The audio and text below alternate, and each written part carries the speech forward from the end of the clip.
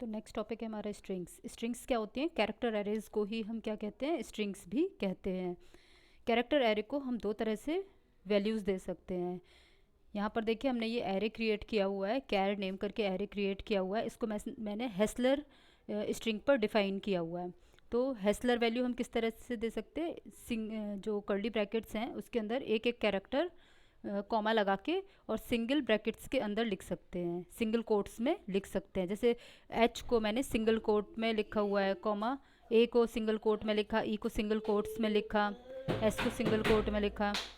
ठीक है, तो इस तरह से भी हम क्या कर सकते हैं, इसको असाइन कर सकते हैं, एरे डिक्लेरेशन कर सकते हैं। और या फिर हम इसको इस तरह से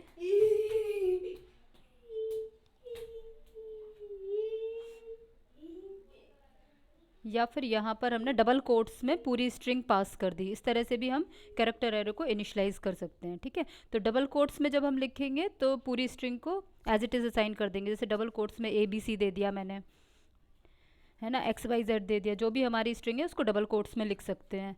या फिर दूसरा तरीका क्या है हमारे पास, या फिर हम इसको कर्ली ब्रैकेट्स के अंदर सिंगल इन्वर्टेड कॉमास के अंदर एक एक कैरेक्टर्स को असाइन कर सकते हैं। लेकिन दोनों में डिफरेंस क्या है? जब आप सिंगल जो कोट्स यूज़ करते हैं, जब एक एक कैरेक्टर को सिंगल कोट्स में लिख रहे हैं, तो उस केस में आपको यहाँ पर एंड में, स्ट्रिंग के एंड में, यानी कि लास्ट कैरेक्टर क्या है स्ट्रिंग का? R है।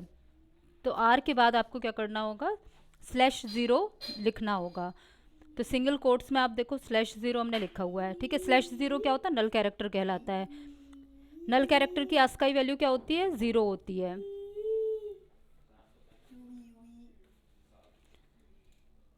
तो नल कैरेक्टर क्या करता है? एंड ऑफ स्ट्रिंग बताता है। नल कैरेक्टर क्या है? नल कैरेक्टर है एंड ऑफ स्ट्रिंग।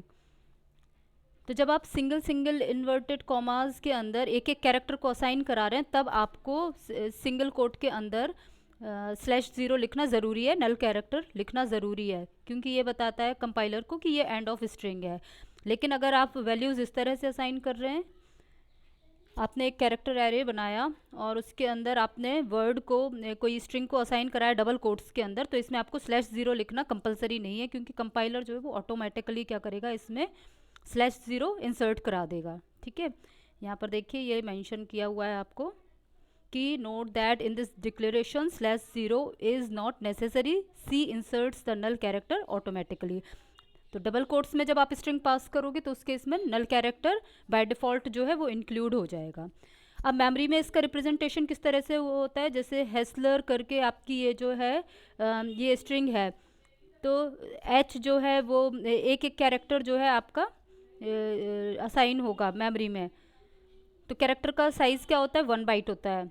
तो H जो है जिस मेमोरी लोकेशन पे सपोज 65518 पे है, तो नेक्स्ट कैरेक्टर A जो है वो किस लोकेशन पे होगा? +1 बाइट, यानी कि 65519 पे होगा।